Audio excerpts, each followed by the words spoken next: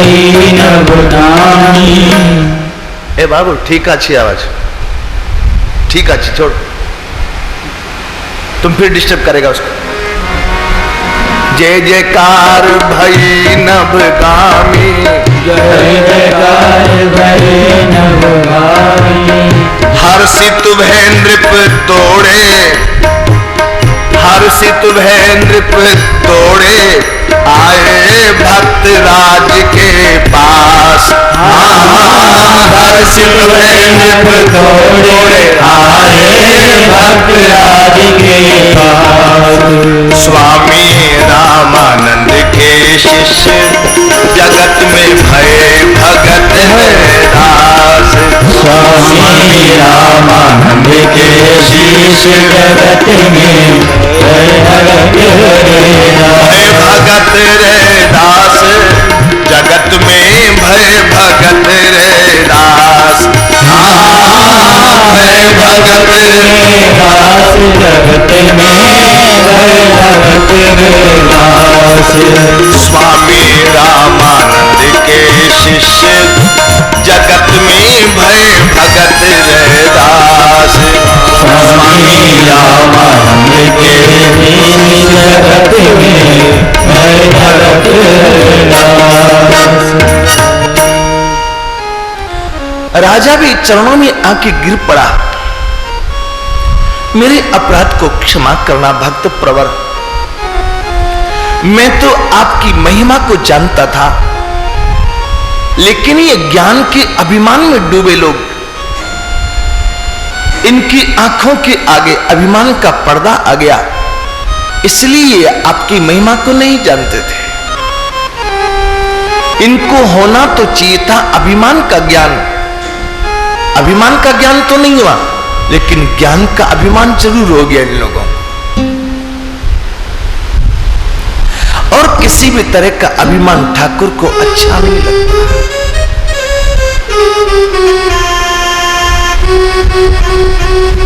श्री रैदास जी के ठाकुर जी रैदास जी के पास रह गए। तब से हरि की सेवा करते, तब से हरि की सेवा करते, नहीं रैदास किसी से डरते, नहीं रैदास किसी से डरते, नहीं रैदास किसी से डरते, नहीं रैदास किसी से डरते। हर पल हरि भी खुश अनुचरते, हर पल हरि भी खुश अनुचरते। जो व्यक्ति किसी को डराएगा नहीं, वो व्यक्ति किसी से डरेगा भी नहीं। जो दूसरों को डराने की कोशिश करेगा, वो खुद भी हमेशा डरता रहेगा। आपने किसी भले आदमी के चारों तरफ उसकी सुरक्षा के लिए पिस्तौल और बंदूक नहीं देखी होगी, लेकिन जो गुंडा बदमाश टाइप का होगा, जो औरों को मारने की कोशिश करेगा, वो अपने चारों तरफ बंदूक पिस्तौल जरूर रखेगा। क्यों? पता नहीं मुझे कौन मार डाले, कहीं शेर को सवा शेर मिल गया तो।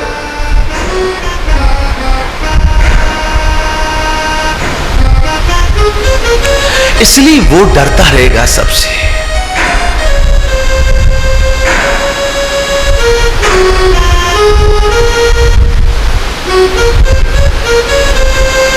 रैदास जी ना तो किसी से डरते हैं, ना किसी से डराते हैं।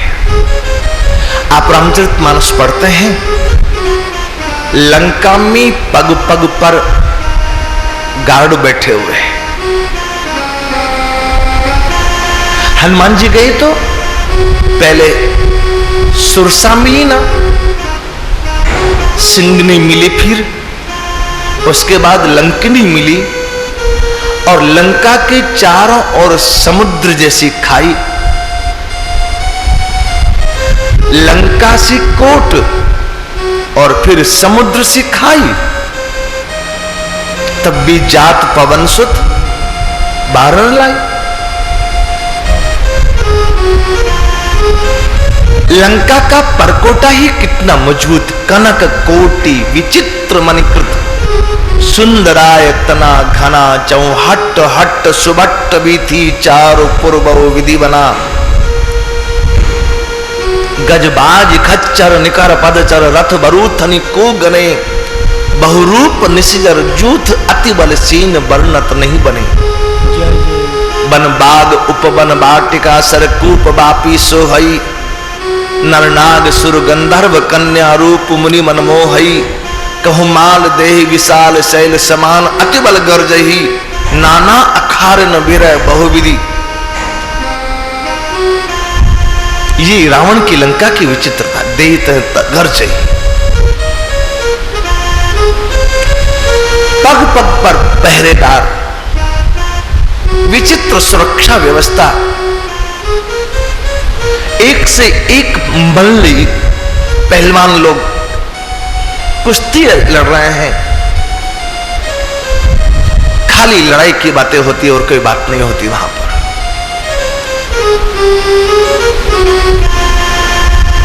एक बार कुबेर पर धावा, तो पुष्पक जान जीत ले आवा,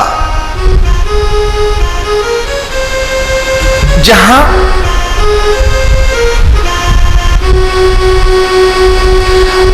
जो व्यक्ति खुद किसी के साथ दुर्व्यवहार करेगा, ऐसे व्यक्ति को ही डर होगा कि कोई शेर को सवा शेर ना मिल जाए। पर अयोध्या में आप शुरू से लेकर अंतिम तक रामायण पढ़ लीजिए, अयोध्या में है कहीं ऐसी चर्चा? कोई सुरसा की, कोई सिंगनी की, कोई लंकनी, कोई नहीं। अयोध्या में तो सब नार करही परस्पर प्रीति, सब नार करही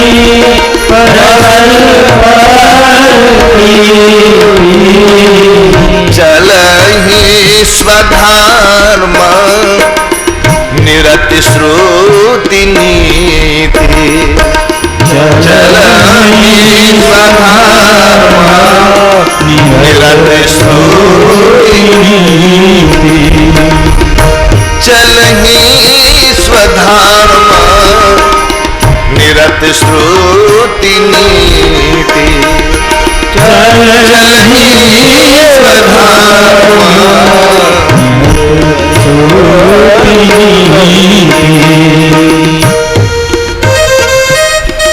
सब लोगों में बड़ा प्रेम है। बैरन कर काहू सन कोई, बैरन कर काहू सन कोई, राम प्रताप विषमता खोई, राम प्रताप विषमता खोई, राम प्रताप विषमता खोई, राम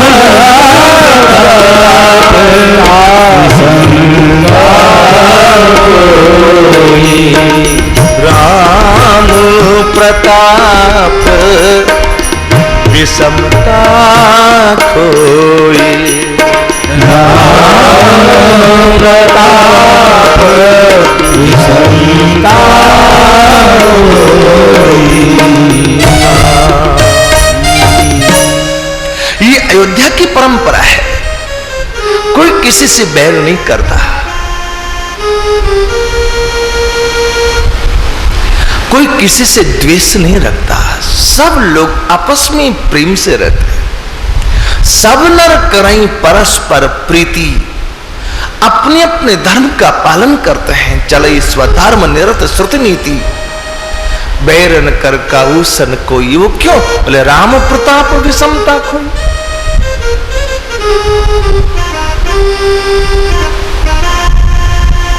ये अयोध्या और लंका का दर्शन है। न युद्धम शक्या यासा अयोध्या, संसार में जिससे कोई युद्ध करने की हिम्मत नहीं कर पावे वो अयोध्या है। महाराज रघु के समय रावण आया। रघु सरजू किनारे संध्या तर्पण कर रहे थे। रावण ने कहा, ए सूर्यवंशी रघु, या तो मेरे से युद्ध कर, ना तो मेरी अधीनता स्वीकार कर। रघु ने कहा, सूर्यवंशी हूं मैं, सिर कटाना जानता हूं, झुकाना नहीं जानता, लेकिन तू ब्राह्मण है, यदि मैं तेरे को मार डालूं तो भी पाप लगेगा, ब्रह्महत्या हो जाएगी, और यदि मैं तेरे से हार जाऊं तो भी मुझे पाप लगेगा। तो युद्ध करना चाहता है? हाँ। वहीं बैठे बैठे अभी हाथ में जल है, बाएं हाथ से रघु महाराज ने सरजू जी की बालू में लंका का नक्शा बनाया। देख, ये तेरी लंका और ये तेरी लंका के चारों ओर का परकोटा, ऐसे ही है? बोले हाँ। रघु महाराज ने वहां सरजू जी की बालू में लंका का जो नक्शा बना था, उसमें जो परकोटा था उसको हाथ से एक बार साफ किया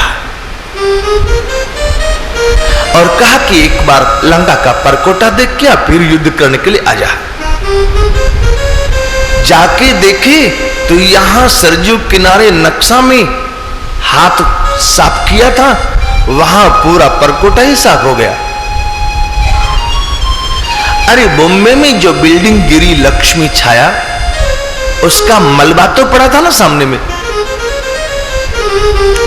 लंका के परकोटा का तो मलबा का भी पता नहीं कहां चला गया, जो दोबारा उसको ठीक ठाक रिपेयर करवा ले। वो लंका के परकोटा का जो मलबा था वो भी समुद्र में चला गया। तो रावण ने कहा, भले आदमी, ये तो गनीमत है, तूने केवल परकोटा के ऊपर ही हाथ घुमाया, यदि तू पूरी लंका पर ही हाथ घुमा दिया होता तो मेरा तो नाम निशान मिट गया होता। उसके बाद रावण कहीं भूल करके आवे, भूल करके पैर नहीं उठाया अयोध्या की तरफ। तो आप सोचो, जहां की नीति ऐसी हो, वहां क्या जरूरत है पहरेदारों की, क्या जरूरत है वहां किसी को मारकाट करने की। बैरन कर काहू सन कोई, बैरन कर काहू सन कोई, राम प्रताप विषमता खोई। राम प्रताप विषमता खोई, राम प्रताप विषमता खोई। राम प्रताप विषमता खोई। जीवन हमारा अवध जैसा होना चाहिए। अवध किसको कहे? ना वधम यत्र स अवध, जहां किसी का वध नहीं होता वो अवध। इसलिए गोस्वामी जी ने कहा, बंदा अमर पावनी बंदना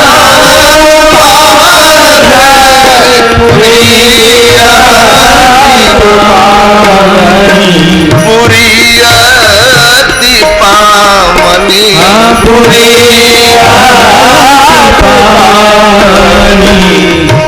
बंदवध पुरियति पावनी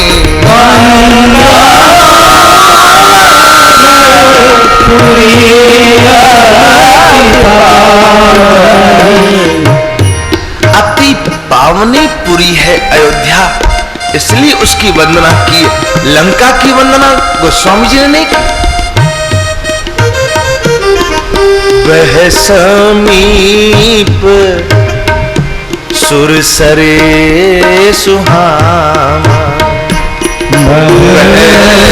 समीप सुरसरे सुहामा, प्रणमपुर नर नारी बहोरी,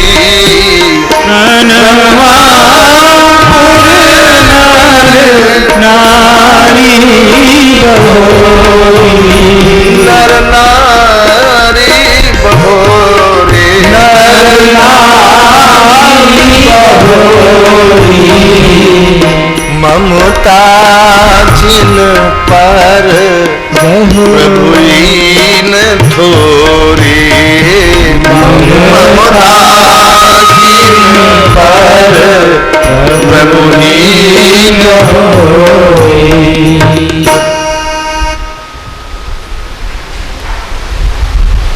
वहां के नर नारियों की वंदना की है।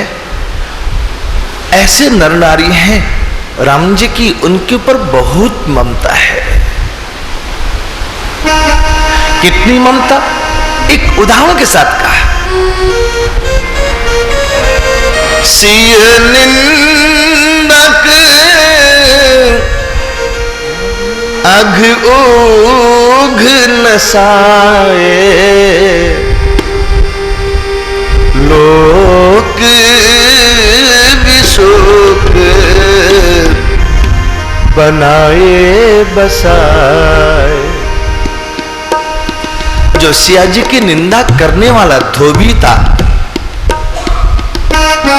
उसके ऊपर भी इतनी ममता, उसके लिए एक नया साकेत बनाया, धोबी को नए साकेत में भेजा और समस्त अवध के लोगों को पुराने साकेत में लेकर गए राम जी।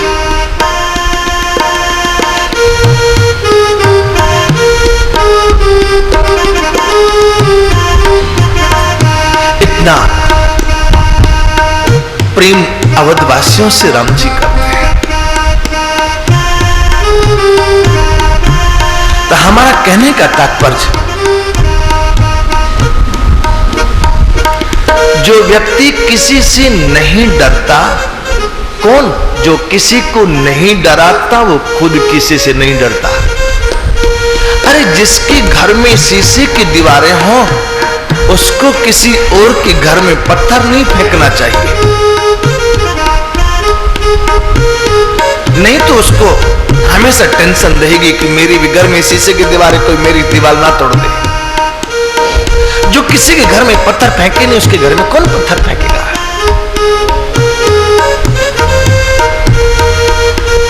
श्री रैदास जी का जीवन ऐसा ही होगा।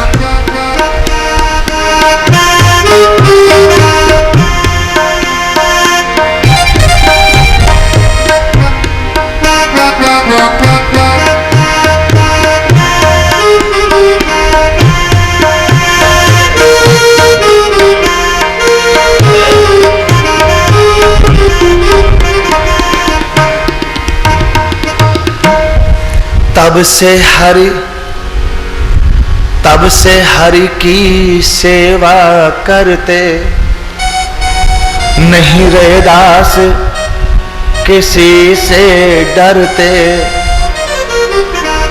हरि हर पल हरि भी खुश अनुचरते, अपने से हरि अपने से हरि अधिक बढ़ाते, निज जन सुयस सुवास। हाँ, अपने से हरि अधिक बढ़ाते, निज जन सुयस सुवास। स्वामी रामानंद के शिष्य, जगत में भय भगत रैदास। स्वामी रामानंद के शिष्य, जगत में भय भगत रैदास। जगत में भय भगत रैदास। हाँ, भय भगत रैदास। जगत में भय भगत रैदास। स्वामी रामानंद के शिष्य, जगत में भय भगत रैदास। स्वामी रामानंद के शिष्य, जगत में भय भगत रैदास।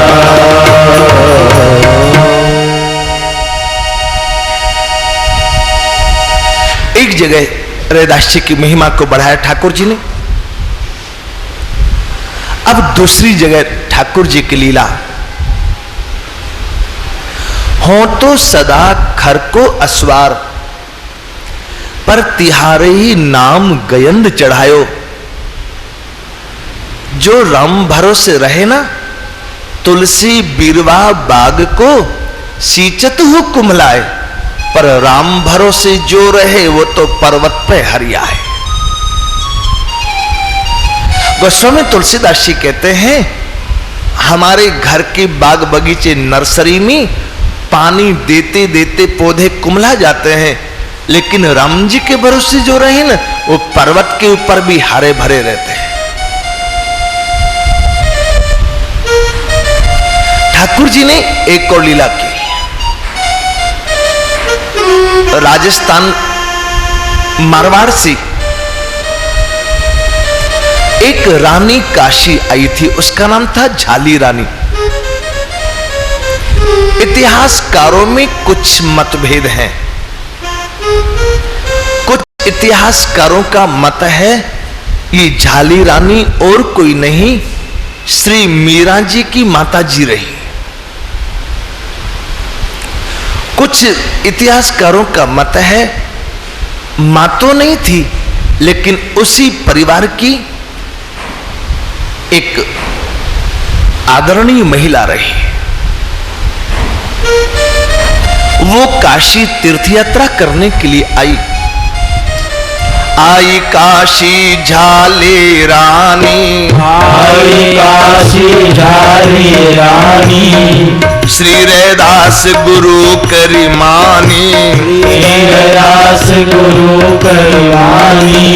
दर्शन करी निज भाग्य सरानी, दर्शन करी निज भाग्य सरानी। झाली रानी जब काशी आई, एक दिन वो सत्संग में बैठी थी और सत्संग में उसने सुना, जब तक गुरु कृपा नहीं होती तब तक ठाकुर उसको गले से नहीं लगाते। धन्ना जी राजस्थान के बड़े अद्भुत भक्त हुए।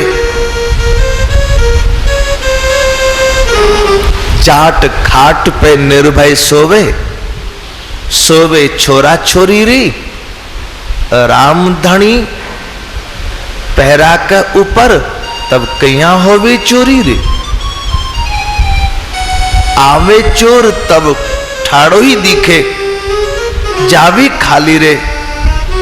ओ त्रिलोकी को नाथ जाट को बन गयो हाली रे। कौन जाने लीला सांवरिया की बड़ी निराली रे। 100 बीघा को खेत जाट को, 2 छेरी 2 नारा रे। बिना बाड़ को गाड़ो जी में बांध्या न्यारा न्यारा रे।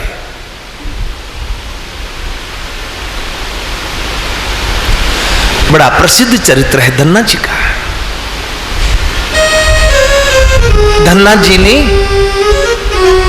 उनके घर में एक संत आए थे, उनका नाम था श्री त्रिलोचन दास जी। बड़े सुंदर शालिग्राम जी, और वो शालिग्राम जी को तिलक तो करते ही थे, आंख, नाक, कान, मुंह, चेहरा, मूछ, होठ, ठुड्डी, ये सब बनाते। धीरे धीरे फुर्सत तो होती थी। धन्ना जी को श्रृंगार किए हुए ठाकुर जी बड़े अच्छे लगते। धन्ना जी ने त्रिलोचन जी से कहा, बाबा ये क्या है? त्रिलोचन जी ने कहा, ठाकुर जी और क्या है? बड़े अच्छे लगते हैं। हाँ अच्छे हैं तब ना अच्छे लगते हैं।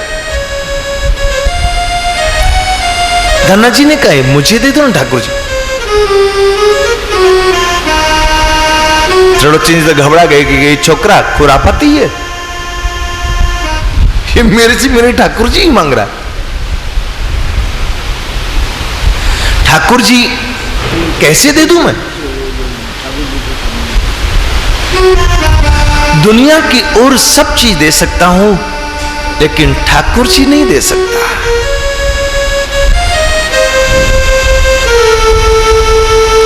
बालक है,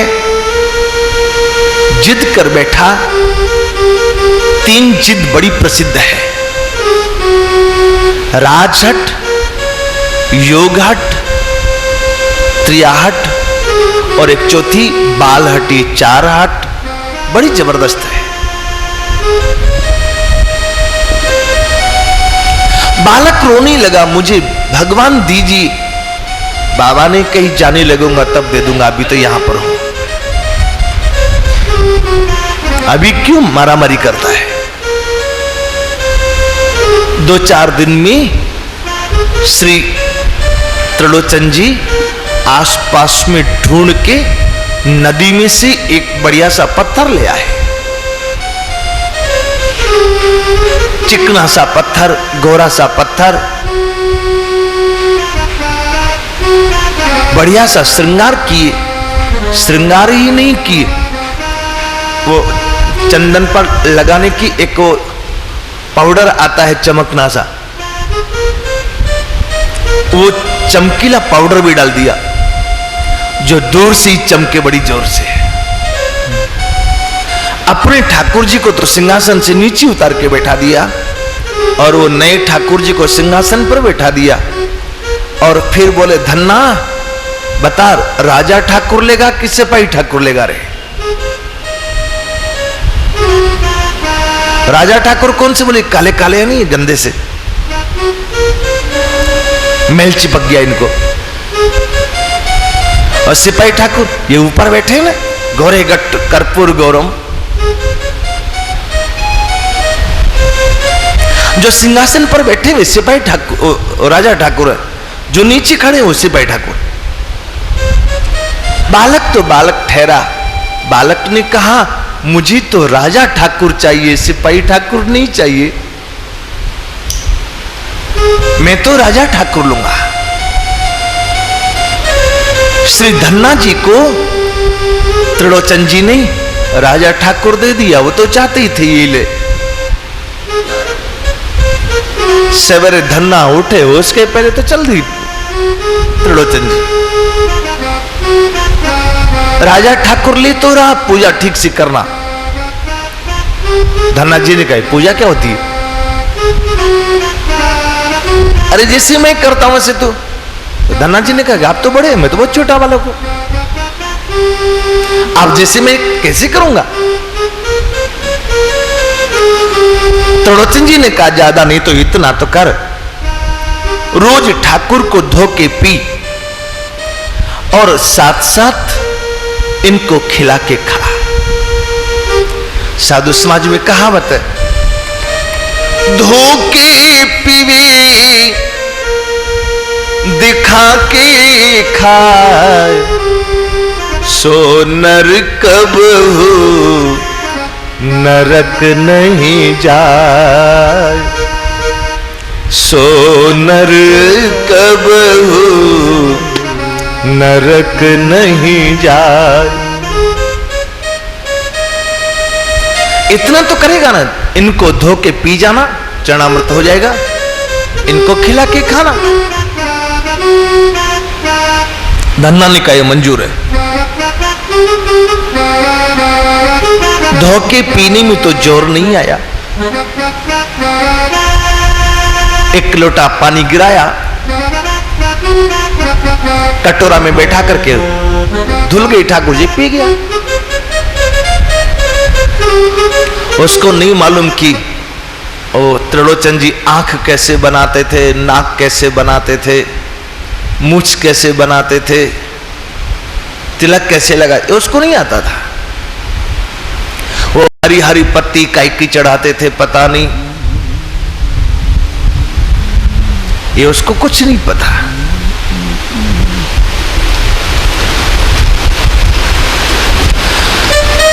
और तो सब हो गया, लेकिन अब समस्या थी खिला के खाने की। 4 रोटी ले आके रखा ठाकुर जी के सामने में और हाथ जोड़ के कहने लगा, आप खा लो। ऐसे के ठाकुर जी खाए, आओ भोग लगाओ मेरे मोहन, आओ भोग लगाओ मेरे मोहन, आओ भोग लगाओ मेरे मोहन, आओ भोग लगाओ मेरे मोहन। 56 भोग 36 व्यंजन, 56 भोग 36 व्यंजन। प्राय घरों में माताएं गाती और सामने में थाली में क्या रखा रहता है, 1 रोटी पर इतनी सी चीनी। सब्जी नहीं होती, क्यों? सब्जी में तो लहसुन प्याज जो पड़ा है वो भगवान को नहीं रखेंगे। 1 रोटी पर इतनी सी चीनी रखेंगे और भगवान को बहकाएंगे क्या? 56 भोग। जय हो। अरे 56 रोटी नहीं है तेरी, 56 भोग कहां से होगी? 1 रोटी खाली और ऊपर में चीनी के दाने भी 8-10 और कहता है 36 व्यंजन। और 36 दाने नहीं है चीनी के ऊपर। कितना भगवान को फुसलाते झूठ मूठ हम लोग। 56 भोग 36 व्यंजन, 56 भोग 36 व्यंजन। और ये आपके खाने के लिए नहीं है, सब अमृत कर डालो मेरे मोहन, सब अमृत कर डालो मेरे मोहन। ये सब अमृत हो जाएगा ना, फिर बाल बच्चों को खिलाएंगे ना, बाल बच्चे बने रहेंगे। अमृत पी लेंगे तो बने रहेंगे।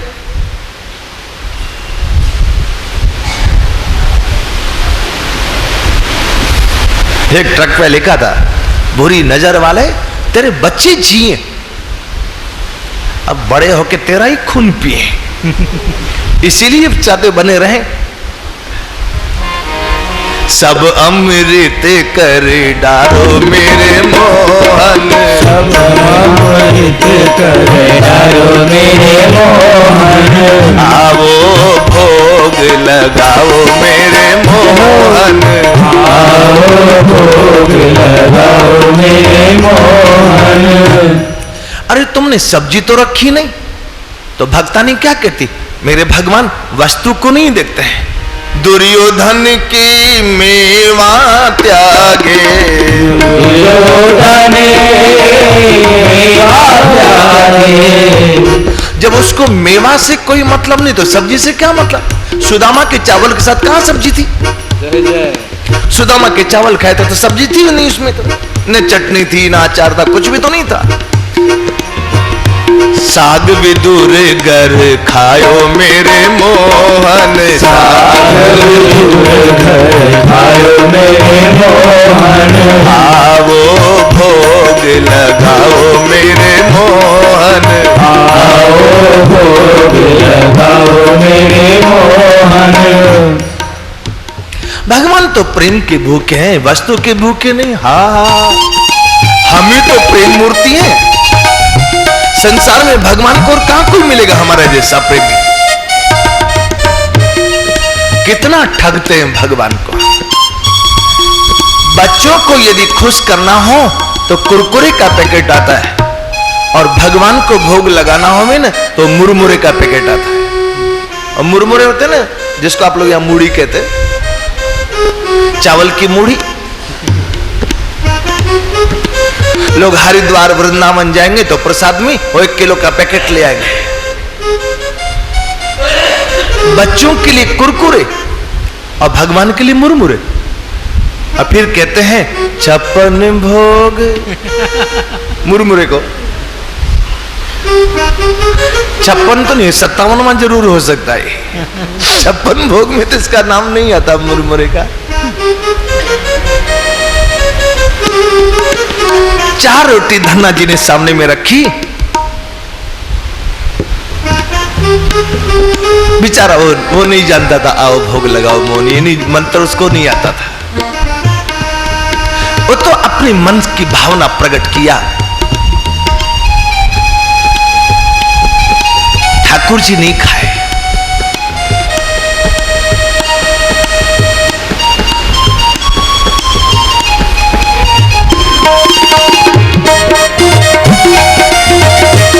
आजा खा ले रे श्याम रोटी खा ले रे, आजा खा ले रे, आजा खा ले रे श्याम रोटी खा ले रे, आजा खा ले रे, आजा खा ले रे श्याम रोटी खा ले रे, आजा खा ले रे। वो अपना देसी ठाठ में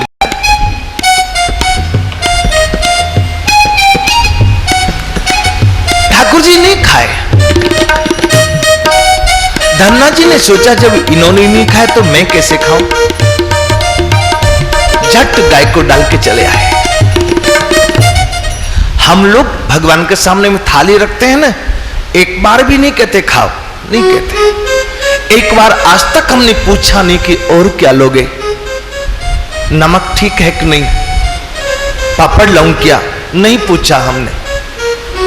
बल्कि जैसे ही वो बेचारा मरे मन से भूख के मारे हाथ भी आगे बढ़ावे, उसके पहले तो ताली बजा के उठा के भी ले जाते, कहले तो देखता रहे हम खा लेते।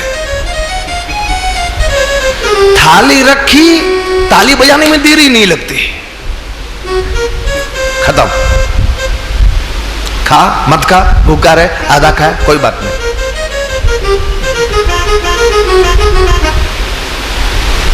ठाकुर जी के सामने में भोग रखने के समय एक व्यक्ति का जितने से पेट भरे उतना भोजन रखना चाहिए। एक व्यक्ति को भोजन करने में जितना समय लगता है उतनी देर भोजन भोग लगना चाहिए। हम तो ये सोचते हैं अजी फिर ठंडा हो जाएगा, भोग लगाने के चक्कर में ठंडा हो जाएगा। तो हम अपने भगवान के लिए थोड़ी अपने लिए बनाए, ठंडा हो जाएगा फिर।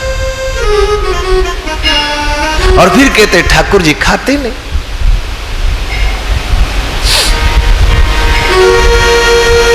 दूसरे दिन फिर रोटी रखी, ठाकुर जी फिर नहीं खाए।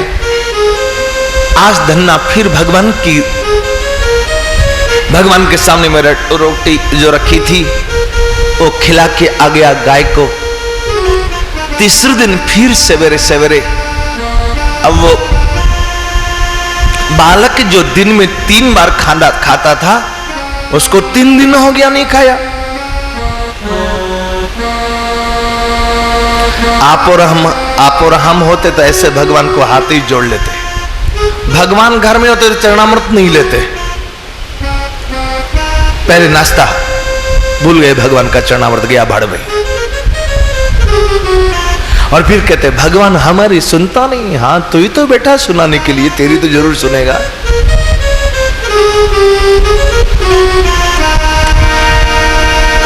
सुख में करता याद नहीं, तो दुख में करता याद।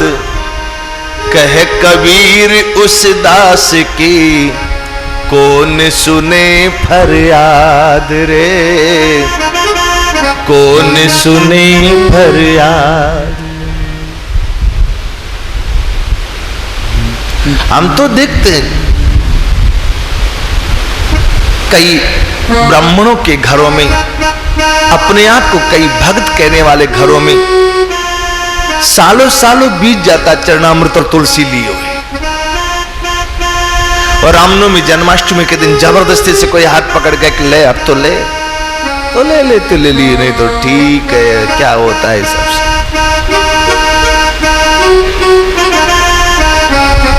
वो एक बड़ा लोगों की बड़ी विचित्र स्थिति हो गई है। अरे दास जी, ए धन्ना जी, तीसरे दिन जब ठाकुर जी नहीं खाए तो राजस्थान में एक ऐसी सब्जी काटने की लोहे की होती है, बिहार में भी होती है, हसुआ कहते हैं उसको, या उड़िया में क्या कहते हैं आप लोगों को मालूम? ऐसे पैर के नीचे दबा के फिर उससे सब्जी काटते हैं, क्या? पंखी। हाँ वही वही, आप लोग जो कह रहे हैं वही। वो उठा के लिए आया और अपनी गर्दन पे रख लिया और ठाकुर जी को कहा, आज तो रोटी नहीं खाएगा ना तो मैं अपनी गर्दन काट लूंगा। मैं क्या जवाब दूंगा बाबा को? जैसे ही वो गर्दन पे रखे, ठाकुर जी को लगा कि ये तो भोला भाला है, मर जाएगा। मूढ़े तरंती दृढ़े तरंती मजमजिया बुढ़ी मरंती। जैसे वो काटने के लिए तैयार हुए, धन्ना जी को नहीं पकड़ा, वो लोहे का जो था उसको पकड़ लिया कि मरे मत, खाता हूं। 2 रोटी ठाकुर जी ने खाई चुपचाप, तीसरी के लिए हाथ बढ़ाया तो धन्ना जी ने कहा, तू ही 3 दिन का भूखा नहीं है, मैं भी 3 दिन का भूखा हूं, सारी रोटी तू खाएगा तो मैं क्या खाऊंगा फिर? ठाकुर जी ने कहा, ठीक है, तेरी हमारी शर्त, तू जितना रखेगा ना आधा मैं खाऊं, आधा तेरे लिए छोड़ दूंगा। धन्ना जी ने 2 रोटी खा तो ली, भूख बहुत थी, बच्चा था, बच्चा भूख बर्दाश्त नहीं कर सकता, लेकिन कोने में बैठ करके धन्ना जी बहुत रोए कि हाय पेट, पापी पेट, तूने 2 रोटी खाने के चक्कर में ठाकुर जी को भूखा रख दिया। यदि वे 2 रोटी और खा लेते, अरे मैं एक दिन भूखा और रह जाता तो मर थोड़ी जाता, लेकिन तूने अपने खाने के चक्कर में भगवान को भूखा रखा है। अपनी मां को अगले दिन बोले, मां अब मैं बड़ा हो गया, 4 रोटी से पेट नहीं भरता।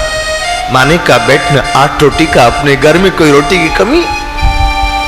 बोले ना, तो मुझे 8 रोटी दे दे, मैं गाय चराने जाऊंगा ना, वही जंगल में खाऊंगा। 8 रोटी ठाकुर जी के सामने में रखी, ठाकुर जी ने 4 रोटी खाई। धन्ना को पक्का विश्वास हो गया कि कल ये आधे भूखे रहे। तो धन्ना ने कहा, 2 और खा लो ना, मैं तो 2 ही खाऊंगा। कल आप 2 रोटी भूखे रहे ना, आज 2 रोटी और खा लो। ठाकुर जी मुस्कुरा पड़े, नहीं धन्ना, मैंने तो पहले शर्त लगा ली थी। अरे तो जितनी रोटी रखेगा मैं उसमें से आधी खाऊंगा, आधी तेरे लिए छोड़ दूंगा। 3 दिन इस तरह से काम चला। चौथे दिन ठाकुर जी ने धन्ना से कहा, धन्ना जाको कछु खाए ताकि टहल बजाई करे, किसी का भी अन्न बिना परिश्रम किए नहीं खाना चाहिए। कुत्ता भी यदि किसी की जूठी रोटी खाता है तो रात भर उसका पहरा देता है। हम इंसान होकर के खाते तो हैं जूठा और छोड़ते हैं। कहो काम करने के लिए कहे तो कहे मैं तो जा रहा हूं, इन्होंने मुझे काम करने के लिए कहा। काम करना होता तो घर में नहीं करता। मैं घर में तो करता ही नहीं हूं, यहां के काम करो। ले, अरे जंग लग जाएगा शरीर मेरे, मर जाएगा जल्दी। काम नहीं करे तो जंग लग जाती है शरीर में।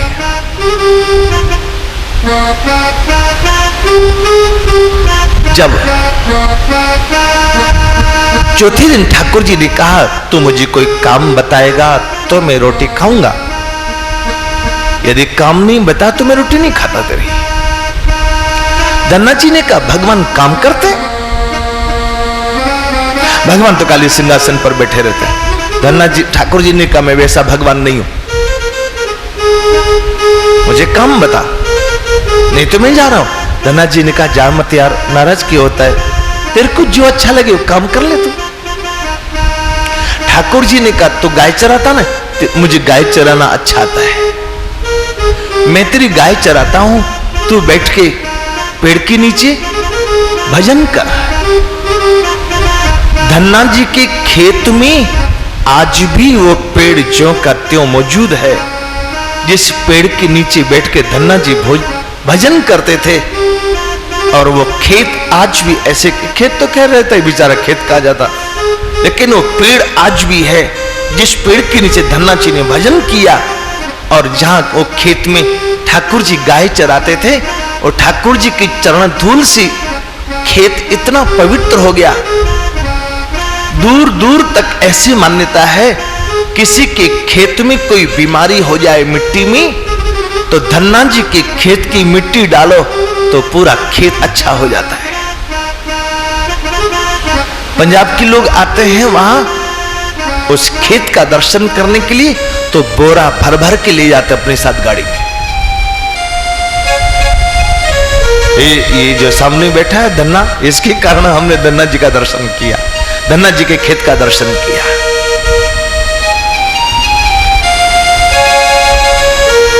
अब तक वहां मंदिर नहीं बना, बहुत लोगों ने बहुत कोशिश की, लेकिन ठीक है नहीं बना तो अच्छा हुआ। धन्ना जी को तो खेत में ठाकुर जी मिले ना, इसलिए धन्ना का तो खेत ही मंदिर है, उसको बनाना क्या तो बना बनाया मंदिर है।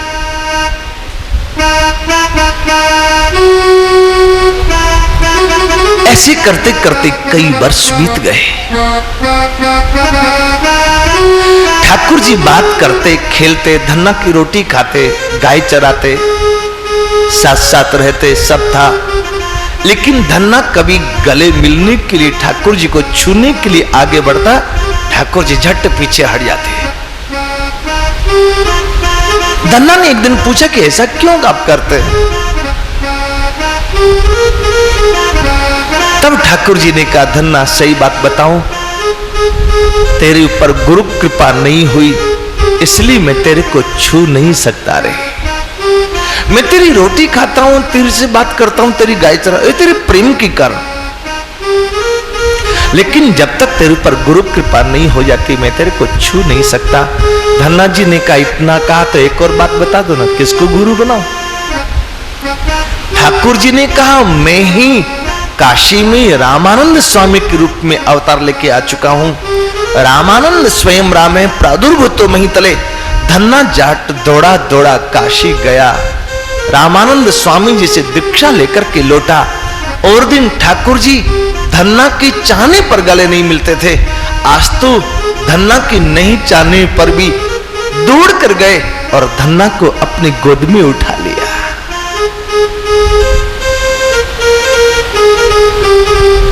झाली रानी ने ये पूरी कथा सुनी और अब उसके मन में भी हो गया जो हो मुझे गुरु कृपा प्राप्त कर रहे हैं।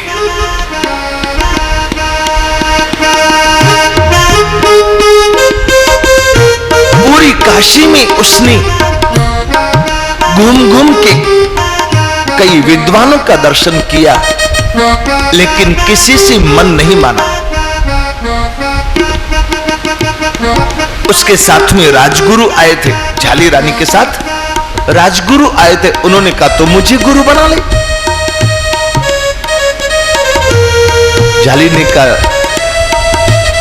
मेरा मन मेरी श्रद्धा जहां टिक जाए मैं उनको गुरु बनाऊंगी। ये देखा देखी नहीं होता है, देखा देखी गड़बड़ हो सकता है।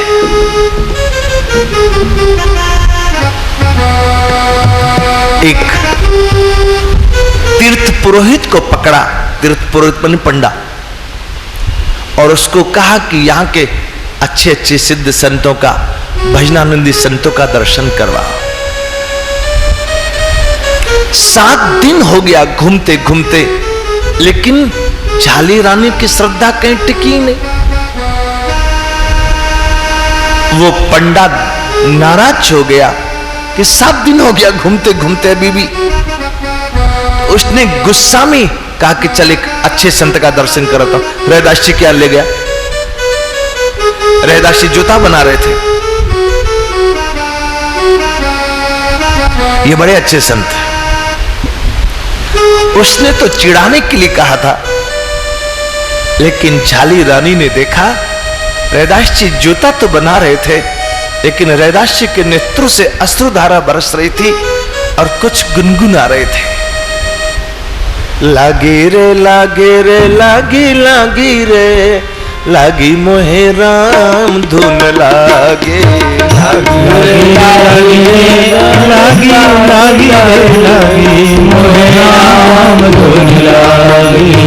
प्रभु जी तुम स्वामी हम दासा, प्रभु जी तुम स्वामी हम दासा, प्रभु जी तुम स्वामी हम दासा, प्रभु जी तुम स्वामी हम दासा।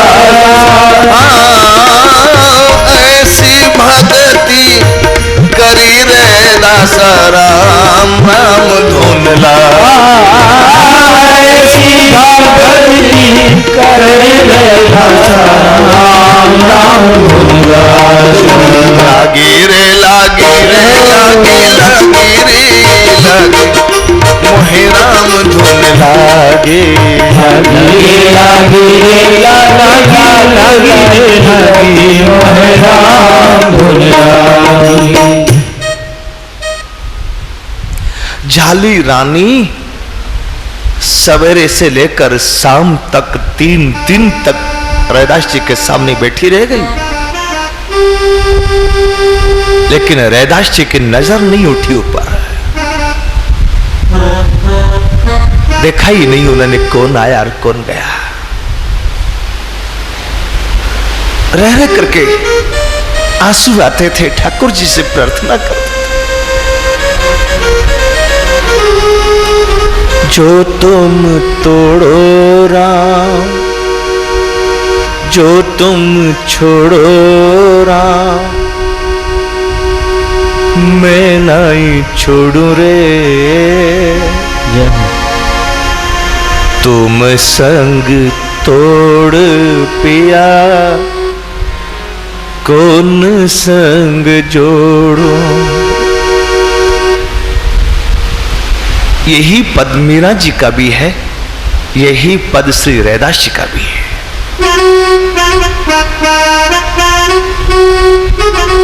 तुम जो तुम छोड़ो पिया, मैं नहीं छोड़ू रे। तुम संग तोड़ स्वामी, कौन संग जोड़ो रे, कौन संग जोड़ो रे।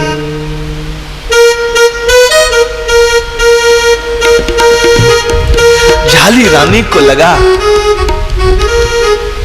मुझे यदि गुरु बनाना है तो इनको बनाना है, मुझे इनका शिष्यत्व स्वीकार करना है। सूर्यास्त तक प्रतीक्षा करके चली जाती, लेकिन सूर्योदय होवे उसके पहले फिर आके बैठ जाती सामने में। 3 दिन हो गया सूर्योदय से सूर्यास्त तक, एक बार भी रैदास जी की गर्दन उठी ही नहीं कहीं भी।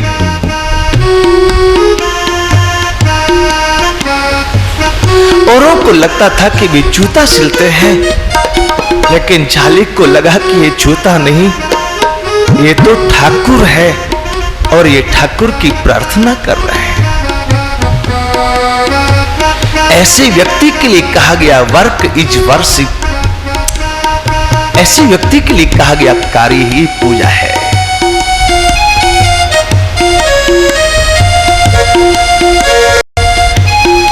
चौथा दिन हुआ, श्री झाली की श्रद्धा उमड़ पड़ी, धैर्य का बांध टूट गया। रैदास जी के चरणों में सिर रख करके फुट फुट के रोने लगी बच्चों की तरह। रैदास जी ने सिर उठा के देखा, कौन रोया? झाली को पूछा, बेटी क्यों रो रही है? बाबा 3 दिन से प्रतीक्षा करते करते प्रतीक्षा का बांध टूट गया। मैं ज्यादा परीक्षा देने लायक नहीं।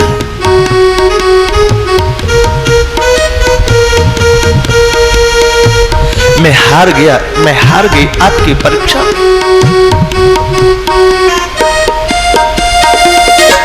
मैं आ तो गया हूं मगर जानता हूं मैं तेरे दर पे आने के काबिल नहीं हूं। मैं आ तो गया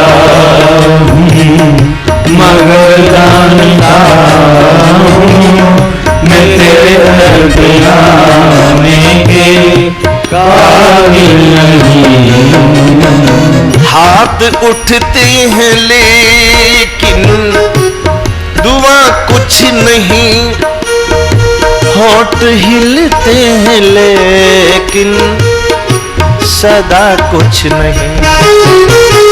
हाथ उठते हैं लेकिन दुआ कुछ नहीं, होठ हिलते हैं लेकिन सदा कुछ नहीं।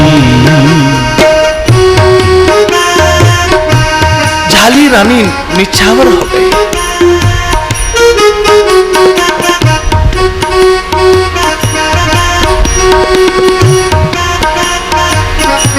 तेरे आजमाने के काबिल नहीं, मैं तेरे आजमाने के काबिल नहीं। आ तो गया हूँ मगर जानता हूँ मैं तेरे दर पे आने के काबिल नहीं। मैं आ तो गया हूँ मगर जानता हूँ मैं तेरे आने के काबिल नहीं हूँ। तेरी मेहरबानी का है बोझ इतना, मैं उसको उठाने के काबिल नहीं हूँ। तेरी मेहरबानी का है बोझ इतना, मैं उसको उठाने के काबिल नहीं हूँ।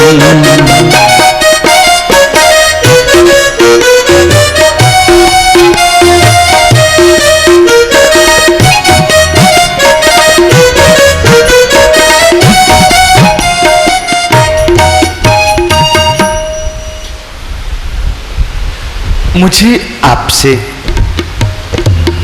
दीक्षा लेनी है। रैदास जी ने कहा, राम राम राम, मैं चमार जूता बनाता हूं। काशी में तो एक से एक विद्वान हैं, एक से एक संत हैं, एक से एक जगत गुरु हैं।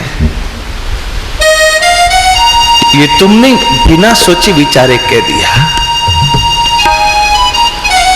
झाली ने कहा, आप इसको जो कहें,